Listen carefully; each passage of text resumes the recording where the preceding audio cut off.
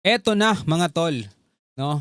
Nag-anunsyo si Trump, no, na may plano silang gumawa ng tinatawag na Golden Dome, na kung saan mga kapatid ito'y missile defense plan o missile defense ng Amerika para hindi sila tatablan ng mga missile na manggagaling sa kanilang kalaban. Ngayon pa lang mga tol, pinaghahandaan na ng Amerika kung paano po protektahan ang kanilang bansa. Pero gayon pa man mga kapatid, hindi pa man nagsisimula, no? Umaalma na ang China. Sabi rito, China urged Trump to abandon, no, Golden Dome missile defense plan. Bakit? Ang ginagawa ng Amerika ay defense plan o depensa para sa kanilang bansa. So, bakit pinipigilan ng China? No, yan ang ating aalamin, no, mula rito sa balitang to sa Fox News mga tol. Ayan, no, Lockheed Martin COO Frank St. John joins Fox and Friends First to explain the company's leading role in developing President Donald Trump's planned defense system for America, mga tol. Alamin natin to. Huwag na natin patagalin pa. Panoorin natin to, mga tol.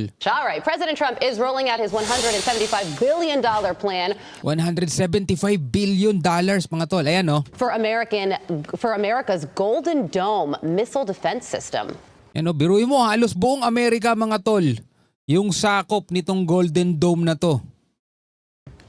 I promised the American people that I would build a cutting-edge missile defense shield to protect our homeland from the threat of foreign missile attack.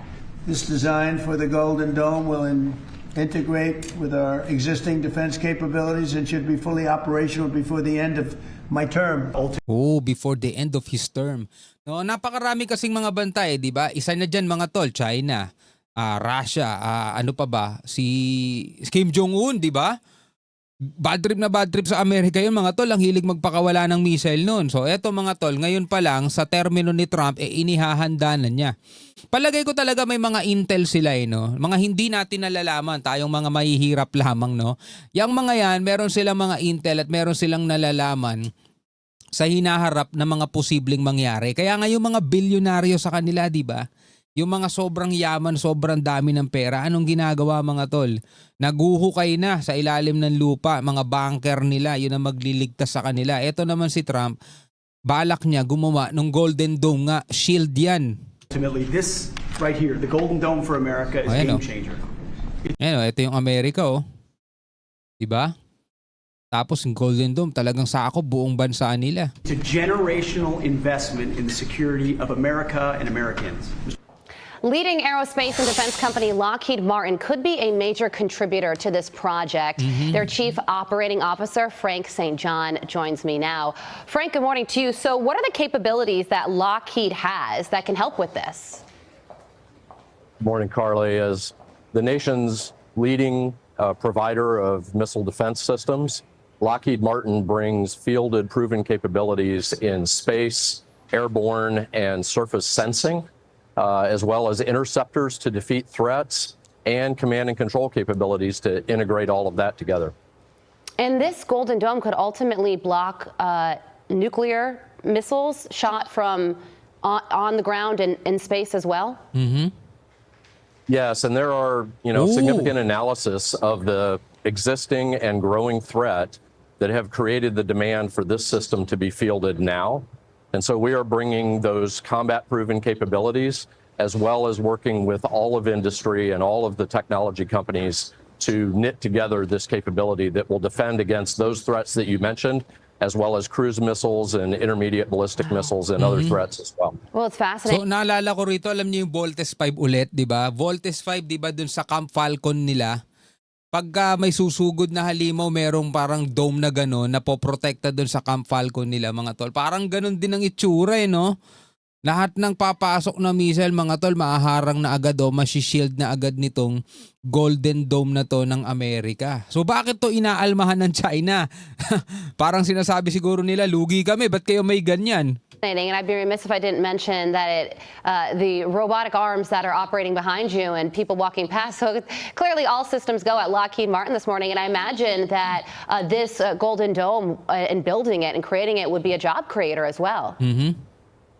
It is, yeah, the work of deterrence is a 24/7 operation, and you see that in process here. And yes, there's going to be jobs in California, Colorado, Alabama, Arkansas, New Jersey, New York, all over the country. This is going to be a system that's built domestically here in the United States, and we're really proud to take a leading role in bringing President Trump's vision to reality. Okay, so let's talk about how some of our adversaries are feeling about the president's announcement yesterday. Chinese Foreign Ministry put out this statement this morning saying this undermines global strategic balance and stability. Ganun? China response to Golden Dome, oh. Basahin natin mga tol, ha? This undermines global strategic balance. Ayan na. Gumagawa na sila ng mga tol. Wala talagang nagbabago sa kanilang estratehiya, no? Walang nagbabago sa kanilang taktika. Katulad na lang halimbawa ng mga plano ng Pilipinas. For example lang naman, plano ng Pilipinas na dagdagan ng depensa ng Pilipinas. Bumili tayo ng mga natin, di ba?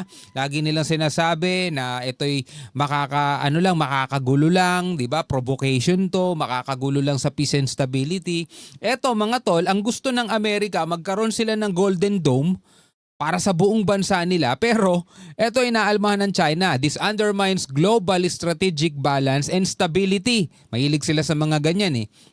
China expresses serious concern over this. We urge the United States to abandon the development and deployment of a global missile defense system as soon as possible.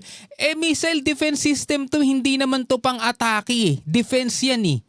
'Di ba? Hindi naman to Hindi naman to missile na pang-atake nila o pang-opensa eh. Pang-depensa nila yan eh. Bakit nila pinipigilan yan?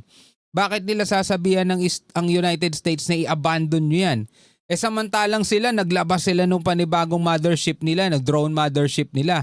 Yun, hindi naman pang-depensa yun, pang-opensa yun. Hindi rin talaga nito mga to, no?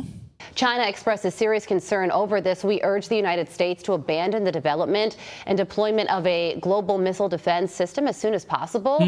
This is a defensive technology. So, di ba? So how do you feel about that and where they're coming from here?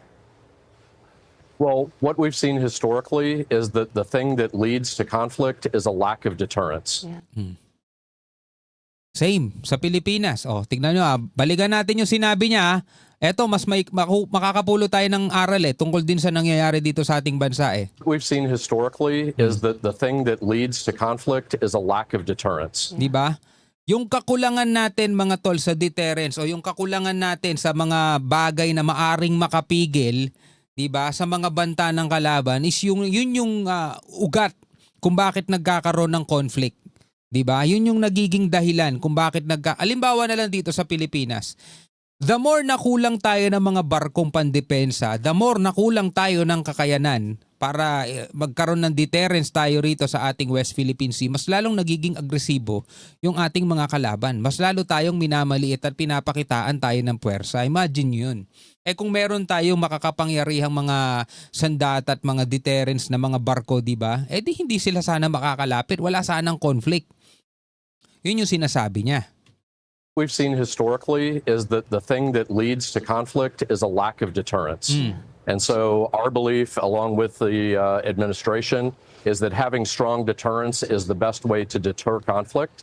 And so we're looking forward to partnering with General Gutlein and the administration to roll this out and make the world safe for peace and prosperity. So the president also said yesterday that Canada wants to be involved in this, but they would have to pay their fair share. And some skeptics say that the immense cost and the actual ability to create something to defend an entire continent isn't realistic. So what would you say to those critics? Hindi daw makatotohanan.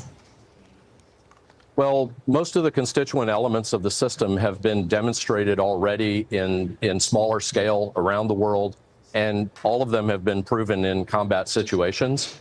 And so this is really a scaling of capability and an integration capability. And the technology that's available today for networking, for edge and cloud computing, for bringing artificial intelligence to bear on the decision-making, all of that new technology is what's going to allow us to stitch these capabilities together and produce this system. It's fascinating. And really quickly, final question to you. Do you really think that we can get this up and running within the President Trump's second term over the next 3 years? because of the start we have with the existing capabilities, we're going to be able to rapidly assemble a credible deterrent in a very short period of time. And in parallel, then work the future technologies that'll deal with threats as they evolve and keep the system relevant for generations. What a time to be alive. Frank St. John, thank you so much for joining. So kung titignan mo, no, hindi lang basta state lang ang binabantayan ng to. Hindi lang isa o dalawang state ang sakop nito, mga tol. Buong Amerika, sabi nga isang buong kontinente ang sakop ng Golden Dome na yon. Pero ito nakakapagtaka, no? Pinipigilan sila ng China. Grabe. Anyway, mga kapatid, bilang mga tao sa mundong to, ano ang masasabi mo rito sa plano ni Donald Trump? Pwede kang magbigay ng komento sa ibaba, no? Hanggang sa muli, ako nga pala si Shobaldi. Peace out.